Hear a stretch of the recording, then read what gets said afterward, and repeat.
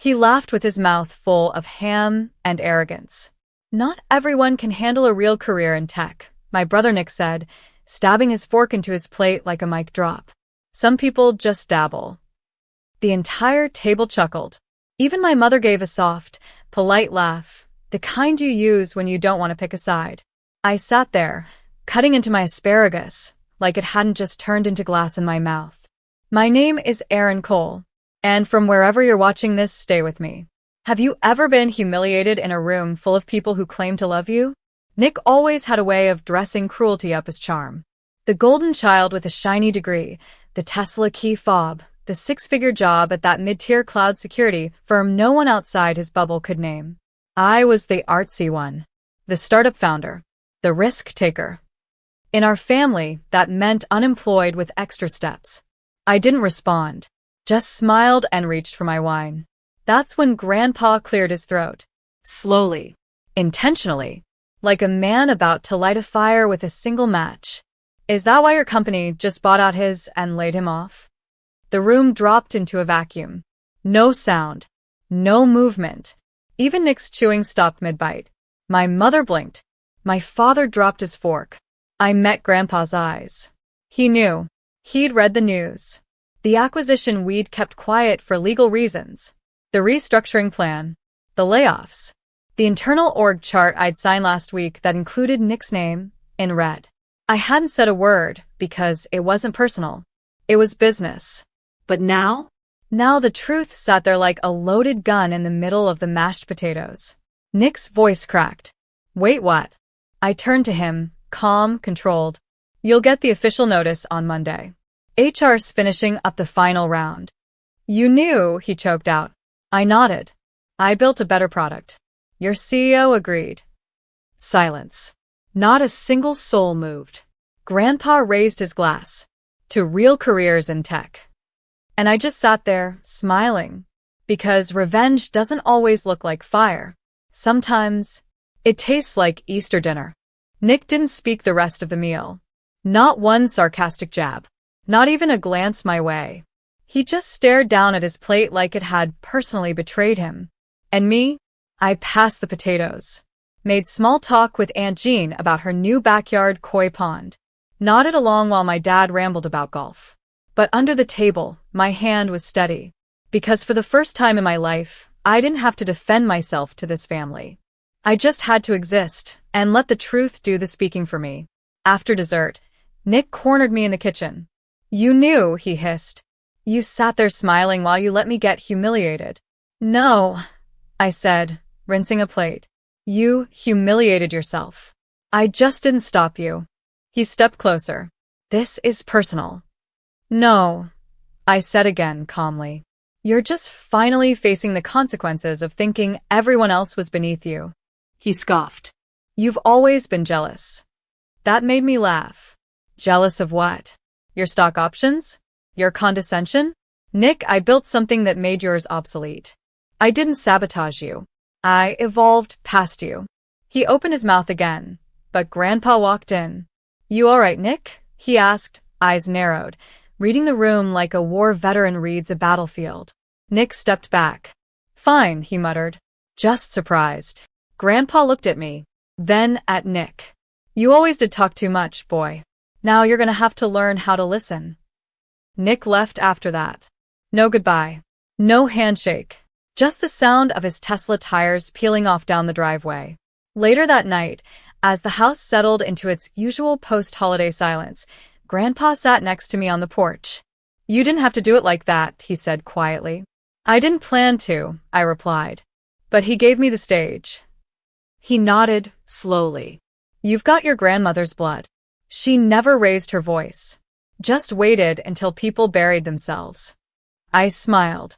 Guess that gene skipped everyone else. Grandpa leaned back in his chair, hands folded. Let them call it revenge. But I see what it really is. What's that? Correction. And we sat there, quiet, as the weight of years of dismissal began to tilt, finally, in my favor. Monday morning came like a hammer. Nick's name was officially removed from the employee directory by noon. His email? Deactivated. His access badge? Flagged in red. I didn't touch a thing. My operations lead handled the offboarding. But I saw the alert when it pinged. Nicholas Cole, final separation confirmed. I didn't gloat. I didn't post. I didn't text a single soul in the family. But the silence? It traveled. By 5 p.m., my mother called. Her voice had that soft, fake concern she wore like perfume. Aaron, did you know about this? Your brother said that he was laid off by a company he mocked at Easter dinner? Yeah. I was there, remember? A pause. It just seems harsh. No, Mom. You know what was harsh? Sitting through 2 years of dinners while Nick rolled his eyes every time I mentioned my company. While he joked that I was playing CEO with my little toy startup. She sighed. He's family. And I was your daughter, I said sharply. But when he called me a joke, no one corrected him. Not once. She went quiet. Then, your father wants to talk. Of course he did. He got on the line and tried to be diplomatic, the same tone he used when explaining away Nick's tantrums as stress and mine as ungratefulness. I understand the acquisition was business, he said. But blindsiding your brother? That's not how we do things in this family. I nearly laughed. Dad, this family has never once supported me without adding quotation marks around the word career. And you're worried about blindsiding? You could have warned him. No, I said coldly. He could have read the market. He could have read the press release I published 6 weeks ago. He could have treated me like I belonged at the table. Dad didn't reply. Because there was nothing left to say. That night, I posted a photo on LinkedIn. Not gloating, just a quiet announcement. Proud to lead our growing team into the next phase of innovation. Today we finalized our largest acquisition to date. We build better. We rise together. No names. No shade. Just truth. Nick saw it. I know he did. He didn't comment. But he updated his profile the next morning. Open to work. I didn't laugh. Because this wasn't revenge anymore. This was gravity. And he was finally learning what it felt like to fall. By Friday, the ripple had reached everyone. My inbox lit up with messages from people Nick used to manage. Quiet gratitude disguised as professionalism. One read. Honestly, thank you. No one ever called him out. We just survived him. I didn't reply. Because I wasn't doing this for applause.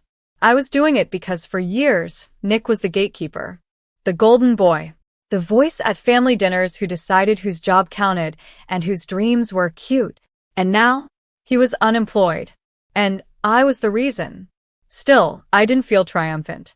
I felt clean. Until the text came in. From Nick. Coffee. I stared at it for a full minute. Not because I was tempted. Because I was curious. I agreed. Neutral ground. A small cafe 2 blocks from my office. He showed up late. Hoodie, dark circles under his eyes, a man freshly evicted from his own ego. I'm not here to fight, he said, sliding into the seat across from me. Good, I replied. You'd lose. He gave a hollow laugh. I underestimated you. No, I said. You dismissed me. Every time I pitched a new product, every time I asked for advice, every time you rolled your eyes in front of Mom and Dad. You thought my work was small because it didn't look like yours. He looked down, stirred his untouched coffee. You know, when they told me who bought us out, I laughed. Thought it was a glitch in the system. Aaron? The UI girl? He looked up. But you weren't the glitch. I was. For a second, I saw it, the weight of realizing that the thing he mocked had quietly outbuilt him. I didn't gloat. I just said, So what do you want, Nick? He hesitated. I need work. I blinked. Are you asking me for a job? He nodded, once. Quiet. Hollow. For a long moment, I just sat there, watching him squirm in the same silence I used to drown in. Then I said, Nick, you fired 2 junior engineers for being too emotional during layoffs. Remember that. He flinched. You don't get to climb back in on the ladder you lit on fire. He opened his mouth, but I stood. Good luck, I said. I hear Starbucks is hiring. They have real careers, too. And I walked out. Because some power doesn't scream. It just walks away while they learn how cold rock bottom really is. After that coffee shop moment, Nick disappeared from my phone, from social media, from the family chat thread he used to dominate like a stage. For once, the silence wasn't mine to carry. At Sunday dinner the next week, his name hung heavy in the air like smoke. My mom poked at her casserole. My dad checked his watch twice. I didn't say a word. I brought a bottle of wine, contributed to small talk, laughed at Grandpa's dirty jokes, and passed the bread like I wasn't the elephant in the room, like I hadn't quietly dethroned their golden son. Then halfway through dessert, my mother finally cracked. "You didn't have to humiliate him," she said, setting her fork down like a weapon. I looked at her. Come. Clear. "You raised a son who thought humiliation was sport. I just gave him a taste of his own medicine." My dad cleared his throat. "But he's struggling." "That's your brother, Aaron." I nodded. "And I was your daughter when you let him mock me at every table, every holiday, every time I did something different. Where was this concern when he called me a failure for starting my company? When he said I'd run back crying to a real job?" My mother blinked, like she hadn't realized the receipts had been there the whole time. "You could have warned him," she tried again, weaker this time. "And he could have respected me," I said. "But you don't get both. You don't get to raise a bully, reward him for it, and then flinch when he finally gets knocked off his throne." The table went quiet. Even Grandpa didn't say anything until he raised his glass, slow and deliberate. "To Aaron, who didn't just build a company. She built a spine." My chest tightened. Not from pride, from relief. Because for the first time, someone saw me at that table. Not as the black sheep. Not as the artsy sister, but as the architect of her own revenge. Silent, clean, undeniable. That night, I walked out into the cool air and exhaled. Nick could sit in his echo chamber of consequence. Me? I had an empire to scale. And this time, no one was laughing. By the following month, I was speaking on a panel at a Women in Tech conference. Not just attending, headlining. I stood under white-hot lights beside founders I used to admire from a distance, all of us framed by a banner that read, "Redefining Power, Building Without Permission." When the moderator asked about obstacles, I didn't hesitate. "I wasn't underestimated by strangers," I said. "I was underestimated by family. People who claimed to love me while belittling the work I was doing in every conversation. People who laughed when I said I was building something from scratch." The audience went quiet, not uncomfortable, reverent. I kept going. They told me I'd come crawling back. That startups were toys. That real jobs had dental plans. But what I built swallowed their definitions whole. Later, backstage, I got a message on LinkedIn from one of Nick's old teammates. He's interviewing again, using your company name as leverage, saying he helped build some of the features your team launched last year. My jaw clenched. He was clinging to my architecture like driftwood. I forwarded the message to my legal team. By morning, we'd issued a cease and desist. Let him explain that at his next interview. Meanwhile, my team closed 2 new enterprise contracts. Our valuation jumped. Investors called me now, not the other way around. I didn't tell the family. They'd see it when it hit TechCrunch. But Grandpa called that week. Said he saw the interview. Said he watched the whole thing, then poured himself a glass of bourbon. "You finally said it out loud," he told me. "I always knew you had it in you, but now the world does." "Thanks," I whispered. "It only took a decade of being doubted." He chuckled. "You were never the weak one, Aaron. You were just the quiet one. They mistook your silence for softness. But silence, that's just a weapon waiting to be drawn." After we hung up, I looked around my office. Not the one-bedroom startup closet anymore, but a full floor of glass and steel, humming with possibility. Nick had mocked my ambition. Then my ambition made him irrelevant. And I hadn't even raised my voice. The next family gathering was my dad's birthday. I didn't want to go. But Grandpa called the night before. "You've already won, kid," he said. "No need to flinch now. Let them sit in the kingdom you built." So, I went. Wore black slacks, sleek boots, a blouse that said boardroom but whispered battle ready. I brought a bottle of rare whiskey for my dad, the same kind he used to say was for people who actually achieve something. Nick was already there when I arrived. He didn't look at me.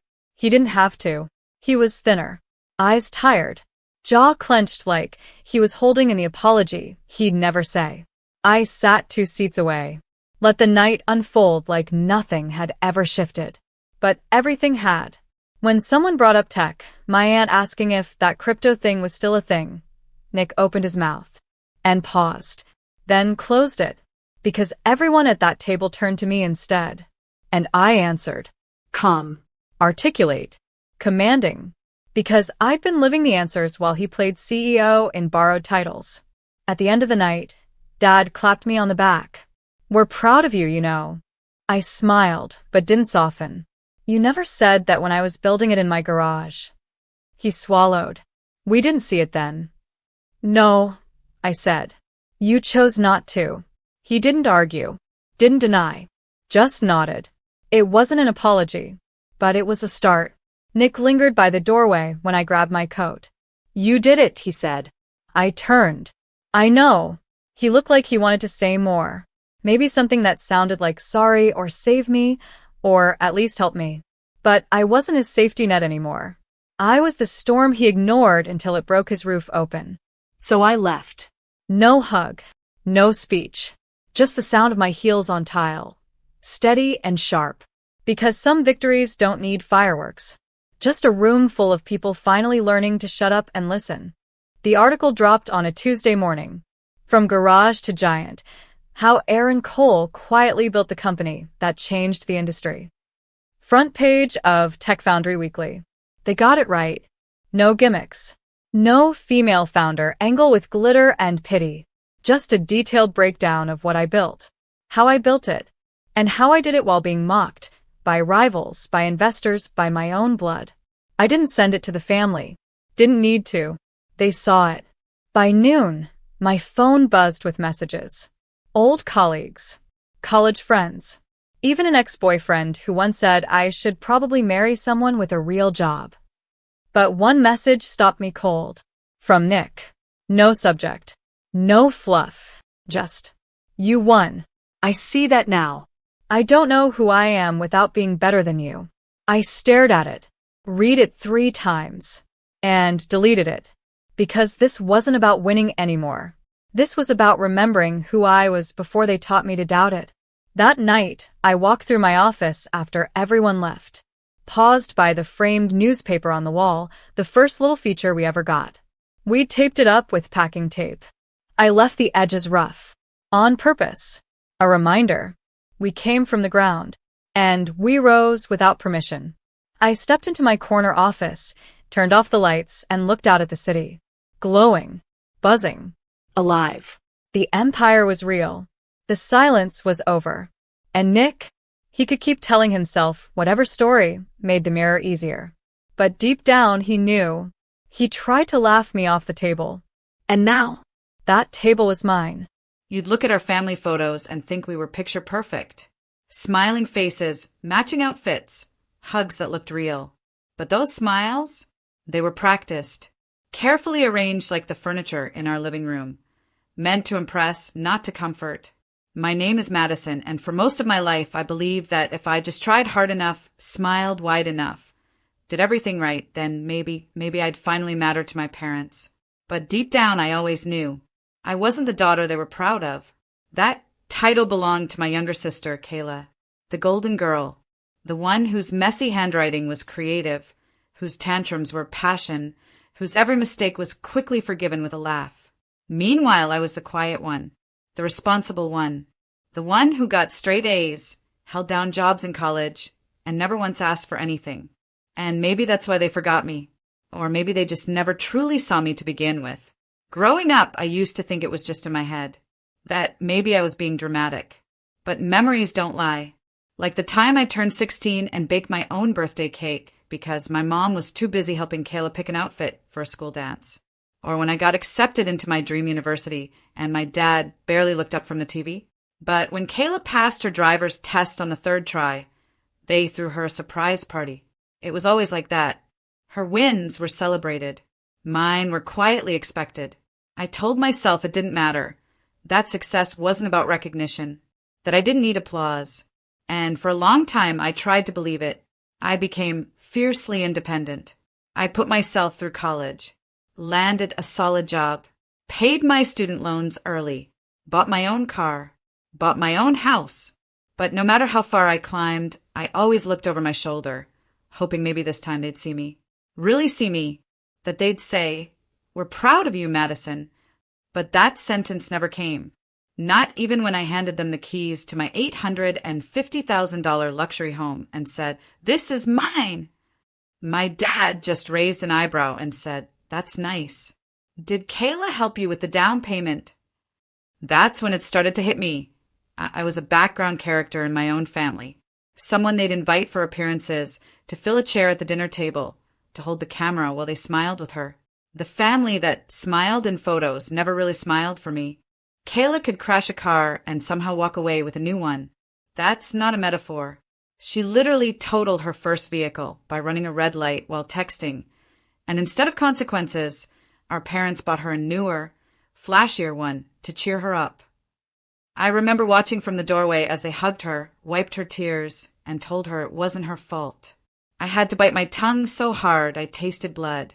That's how it always was with her. She didn't just get second chances, she got unlimited rewrites. Missed a test? The teacher was wrong. Got fired? The manager was jealous. Broke up with her boyfriend? He didn't deserve a queen like her. Our parents painted her world with gold and excuses, cushioning her every fall with soft pillows made of blind love and denial. Meanwhile, I was learning how to unclog my own toilet at 18, applying for scholarships, working late shifts while attending morning lectures. When I graduated college with honors, I mailed the announcement to my parents. My mom called 3 days later, not to say congratulations, but to ask if I could help Kayla prep for a job interview. She didn't even remember I had a graduation ceremony that weekend. But I kept going. I moved to a new city. I hustled, built contacts, survived rejections, and climbed the ladder until I landed a solid role in a growing firm. I saved. I sacrificed. I didn't go on vacations. I packed lunch instead of dining out. And finally, after years of quietly grinding, I stood inside my dream, a luxury home worth $850,000, all mine, fully paid. When I told my parents about it, I expected at least a flicker of pride. I sent them photos, told them how hard I'd worked. My dad texted back, "Wow, that's a big place for one person.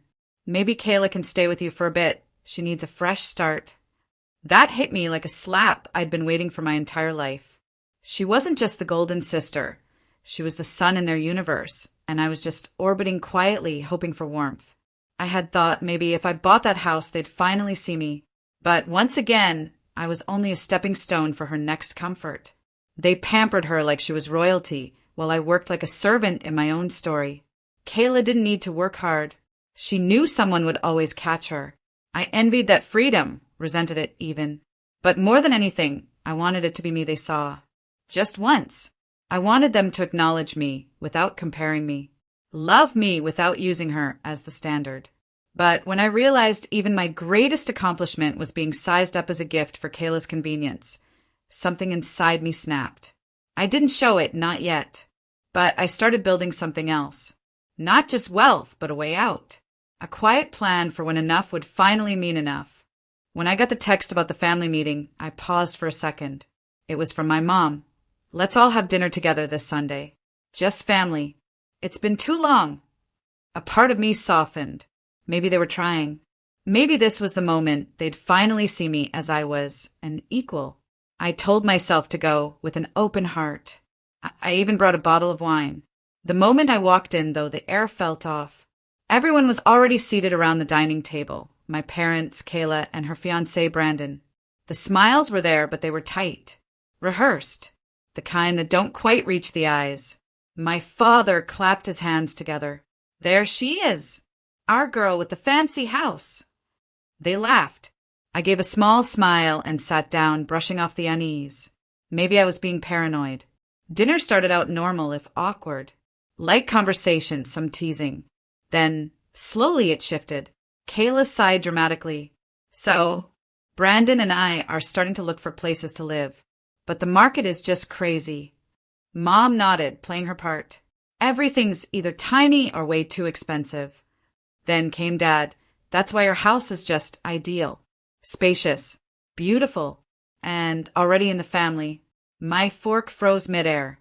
Kayla turned to me with the fakest smile I've ever seen.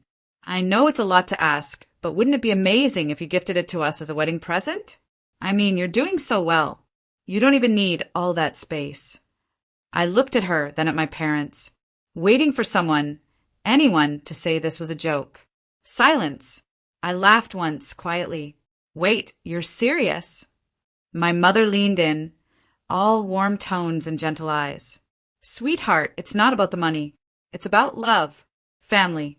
Your sister is starting a new life. It would mean so much. She's always given to you, Dad added. Is it so wrong to expect something back now that you're in a position to help? It wasn't a dinner. It was an ambush. They kept talking like it had already been decided. They spoke over me, around me, never to me. My own home, something I bled for, was being passed around like it was a set of old china. Kayla gave a pouty smile. We're family, right? We share. I stared at her. She hadn't worked for it. She didn't even know how many nights I'd cried trying to make ends meet. And now they wanted me to just hand it over? I swallowed the lump in my throat. My hand gripped the stem of the wine glass tighter. They didn't know it yet, but this meeting would be the last time they ever tried to guilt me into giving up what I earned. I smiled back just as fake. You're right. We are family. But in my head, something had shifted. A door had slammed shut. I took a breath. A deep, measured one. My wine glass was still in my hand, but I hadn't touched a drop. I needed clarity for what I was about to say. I'm sorry, I began slowly, but I won't be giving my house away. The table fell silent. You could hear the tick of the grandfather clock in the hallway. Kayla blinked, then laughed, short, sharp, stunned. Wait, what? I said no, I repeated, this time without apology. That house is mine. I bought it. I worked for it. And I'm not giving it to anyone. Mom's smile disappeared so fast it was like it had never existed. But sweetie, she's your sister. She needs it. No, I said, firmer now. She wants it. That's not the same thing. Dad leaned forward, voice tight. Don't be difficult. It's not like you can't buy another one. You're not exactly hurting. I didn't work this hard to become your backup plan, I snapped, heat creeping into my voice. I owe you nothing. Kayla's face darkened. You're unbelievable. I'm drawing a boundary, I said. That's not unbelievable. That's healthy. She laughed again, but there was venom behind it this time. Wow, you've really changed. Got a little money, and now you're too good for your own family. No, I said. I'm finally seeing this family clearly. The next moment unfolded like a bad dream. Selfish, Kayla muttered under her breath. Ungrateful, Mom hissed. Dad leaned back, disgust in his eyes. You're cold, you know that? Stone cold. I didn't flinch. I'd spent my life trying to be the good daughter, the reasonable one. But right now, standing up for myself was being twisted into cruelty. Then Kayla stood up. You think you're better than us now? Just because you bought a house. I think I've earned respect. That's all. She stared at me, red-faced, fists clenched, and then in one smooth, sudden motion, picked up her untouched glass of cranberry juice and threw it in my face. The glass clattered to the floor as the cold liquid dripped from my chin, soaking my blouse and stinging my eyes. I gasped at the shock of it, but what stung more wasn't the juice. It was what followed. Nothing. Not a gasp. Not a reprimand. Not a single voice raised in protest. They just watched. No one came to my defense. Not even to ask if I was okay. I slowly picked up a napkin, wiped my face. My hands are steady, my movements slow. I didn't speak. I didn't scream or cry. I looked around the table. These were the people I had tried to impress, to earn love from. People who had just watched me be humiliated and silently agreed I deserved it. That's when I knew I was done. Without a word, I pushed my chair back and stood. My heels clicked against the tile as I walked out of the dining room. Juice clinging to my clothes, heart thudding but calm. I didn't slam the door. I didn't yell. I just left. And I didn't look back. Because in that moment, I realized something powerful. I didn't need their approval. I didn't need to keep chasing a place at a table that was never built for me. They could keep their fake smiles, their golden child, and their twisted version of family. I had something far more valuable. Self-respect. For weeks, there was nothing. No calls. No messages. Just silence. At first, it was peaceful. The silence was a breath of fresh air. I didn't need to explain myself. Didn't need to hear my parents' disappointed voices or my sister's passive-aggressive remarks. The world outside felt simpler. I let go of the tension in my shoulders, the constant worry of being good enough. But as the days passed, the silence took on a different edge. It became a space to think, to breathe, to plan. I wasn't just going to disappear. I wasn't going to let that insult slide. No, I was going to use my absence to my advantage. They thought they'd won, that I had folded. But I knew something they didn't. Silence could be my sharpest weapon. I didn't tell anyone about my next steps. No one had earned my trust enough to be let in. Instead, I'd buried myself in work and figuring out exactly how I could take back control, take back everything that was mine. Every ounce of pain and humiliation that had been inflicted upon me was going to fuel this next move. The first thing I did was hire a lawyer. I found someone who specialized in property and asset protection, someone who could help me clean up the mess my family had left behind. I started the legal work of transferring key assets into my name, restructuring finances, and reworking the ownership of the house I had bought. No, it wasn't just my home anymore. It was going to be the thing that would make them realize what they'd lost when they threw me away. And that wasn't all. I had another card up my sleeve, one they'd never see coming. I pulled every legal document, every title, and every investment I had ever made. It was time to make sure that if they ever wanted to come crawling back, they'd find themselves at my mercy. I wasn't about to let them have anything without realizing that they had lost everything by mistreating me. But I didn't do it with anger. I didn't make rash decisions or seek revenge in a moment of fury. No, I did it with cold precision. Everything had to be calculated. My plan had to be flawless. I was tired of being second best, tired of being the one who was left behind. I wasn't about to give them another chance to belittle me. I didn't need them to know anything. I worked quietly behind the scenes, ensuring that everything I needed was in place for when the moment was right. As weeks passed, they must have thought I had accepted defeat. I had faded into the background, just another forgotten member of the family. No one reached out. No one cared enough to check on me. They all assumed I would come crawling back when they decided to call. But the longer I stayed silent, the more their arrogance began to grow. They didn't call. They didn't need to. They were comfortable in their belief that I had nothing without them. They were comfortable in their ignorance. I watched them all from afar, planning my next move in secret. I could almost hear their laughter, feel their smugness every time my name was brought up. They thought they had me figured out, but they had no idea what I was preparing. The silence was everything. Every second I spent in quiet, methodical planning made them more comfortable. The moment they least expected it, I would strike. They thought they could humiliate me and win. But what they didn't realize was that I wasn't the same woman I had been at that dinner. I wasn't desperate for their love anymore. I didn't need their approval. And when the time came, I was going to remind them of that. Months passed and still no one reached out. It seemed like the world had moved on without me. But deep down, I knew the truth. They were all still waiting for me to break. They were still expecting me to return to the fold, to beg for their forgiveness, or at least show up to make things right. But they had no idea that I had been quietly rewriting the script. Then one day, the idea hit me. I didn't need to chase after them anymore. I didn't need to beg for their approval. Instead, I would make them come to me. I crafted the invitation carefully. An elegant piece of paper with gold lettering and a quiet but forceful tone. It was short and to the point, just like me now. Dear family member's name, you are invited to a private event at my residence. Date, specific date. Time, specific time. Location, luxury house address. Please join me for an unforgettable experience. Regards. Your name. It was formal. It was cold. It was perfect. I sent it out to my parents and my golden sister. No one else. They were the ones who mattered. The rest of the family could stay out of it. They weren't part of my world anymore. The only ones who would be coming to this event were the ones who had made me feel worthless in the first place. The day of the event arrived and the house was prepped to perfection. The luxury house I had bought was now more than just a dream I had worked toward. It was a symbol of everything I had built without their help.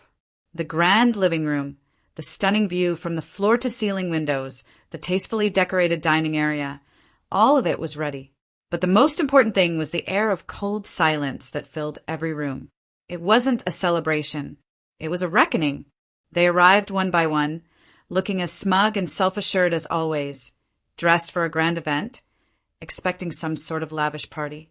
The soft hum of conversation died as they stepped inside, and an unsettling stillness filled the air. They looked around, uncertain, glancing at each other, then at me, trying to decipher what was going on. No music, no welcoming smiles.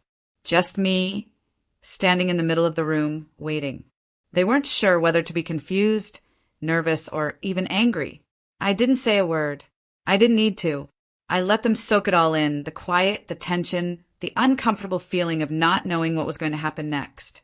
And then, as if on cue, I motioned to the staff, who came in holding a single envelope in each hand.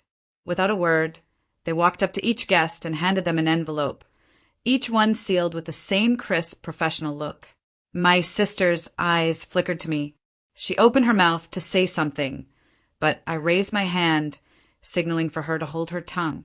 The room went silent again. Everyone stood frozen for a moment before tearing open their envelopes. The tension was unbearable. Inside each envelope was a simple legal document, a transfer of assets, a reversal of property titles, and the confirmation of ownership. The luxury house, everything I had spent years building, was no longer just a personal achievement. It now carried legal weight. Surprised? I asked quietly, my voice cutting through the silence like a knife. This house? It's mine. And so is everything else you thought you could take from me. I watched as their faces fell, the shock, disbelief, and panic registering in their eyes. It wasn't just a house they had lost. It was everything they had taken for granted, every ounce of control, every ounce of power they thought they had over me. But I wasn't finished. The atmosphere in the room shifted, the tension growing thicker by the second. They continued to stare at the documents in their hands, but no one dared to speak. I let the silence hang there for a moment longer before I gave them the final blow. Without a word, I pressed a button on the remote control in my hand, and a screen mounted on the wall flickered to life. The room went pitch silent, save for the soft hum of the projector. A video played. On the screen, I appeared, calm, composed, and unrecognizable from the woman I had once been. This version of me was in control, fully aware of what was about to happen. "Hello, family!" my voice echoed in the spacious room, calm yet chilling. "I know you must be shocked by all of this. You've always seen me as the one who would always give in, the one who would bow to your demands. But I've learned that sometimes you need to take control of your own story. And now it's my turn." I could see their faces on the other side of the room. My father's expression was one of pure disbelief, his mouth slightly open as if he had no words. My sister's face, though, was a perfect portrait of rage, struggling to understand what was happening.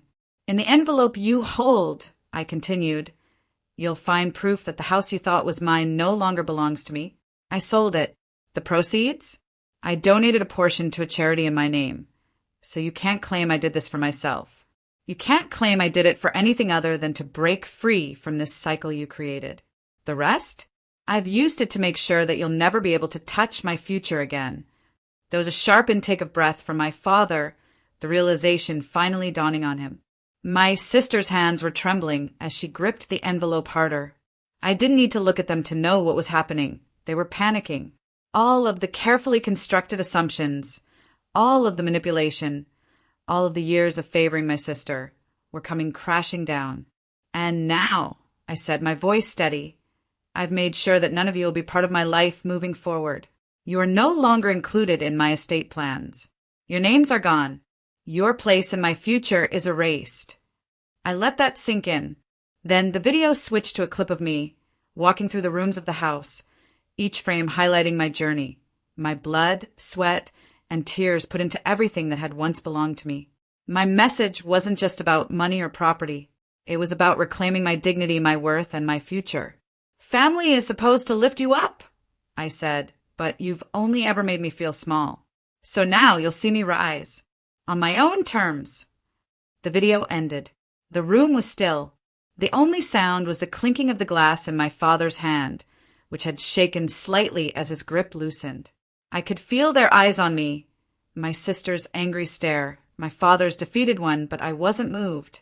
I had done what I needed to do. I had freed myself from the expectations, the manipulation, and the control. I walked to the door and paused before leaving, turning back to face them one last time. Enjoy the panic, I said softly. It's the last thing you'll get from me. With that, I turned and left the room. The weight of the silence behind me was deafening, but this time it was on my terms. This time, I was the one who held all the power. As I walked out of that room, there was no anger in me, only a calm sense of relief, a weight lifting from my chest that I hadn't even realized had been there. For years, I had been walking around in a fog, not knowing how much of myself I was giving away to people who never truly valued me. The final pieces of the puzzle had clicked into place, and suddenly, the chaos of the past didn't matter anymore. I had spent so much of my life trying to prove myself, to earn approval, to win affection, to be worthy of love from people who would never truly see me for who I was. But now, standing at the threshold of my new life, I realized I had already proven everything I needed to myself. I didn't need their validation to be successful. I didn't need their applause to feel valuable. The peace I felt now in this quiet, beautiful home in a new city was beyond anything I had ever imagined. The house was a reflection of everything I had built for myself. Every step, every late night, every sacrifice I had made to get here. As I wandered through the rooms, the echoes of my past seemed so distant, like whispers from another lifetime. The stark contrast between the old life and the new was jarring. In the old house, I had been suffocated by expectations, by favoritism, by the weight of living in someone else's shadow. But here, in this new place, I felt like I could finally breathe. The walls were adorned with memories I had chosen, not the forced moments of family gatherings where I had always been second best. I had real friends now, not people who had been tied to me by blood, but by shared values and genuine affection. These friends were the ones who had supported me when I felt small, who had celebrated my victories, and who never asked me to sacrifice who I was for the sake of their approval. I walked into the living room and sat down on the couch, a soft sigh escaping my lips as I leaned back. It felt like I could finally exhale fully for the first time in years. In the past, I would have been angry, furious even, at how they had treated me, at how they had thrown words at me like daggers, and at how my worth had been measured by everything other than my heart. But now I just felt free. There was no bitterness in me, no resentment. It had all been washed away with the clarity of the decision I had made to walk away. The truth was simple. I didn't need their love to be whole. I didn't need their approval to be successful. I had everything I needed, and it wasn't because of them, it was because of me. As I looked out the window, watching the sun dip below the horizon, I felt a wave of calm wash over me. There was no longer any anger or fear, just peace. I had let go of the people who never saw me for who I was. I had released the weight they had put on my shoulders. I smiled softly, a quiet pride swelling in my chest. I'm not heartless, I said to myself, but somehow I knew these words would be heard by the universe. I just finally gave my heart to people who deserved it. The city lights twinkled outside as I stood up and walked to the kitchen, knowing that no matter where life took me from here, I was no longer bound to a past that never truly accepted me. I had found my place in the world, a place where I was free to be myself, no apologies, no regrets, and no strings attached. The journey wasn't easy, but now I could look back and smile, knowing it had been worth every step.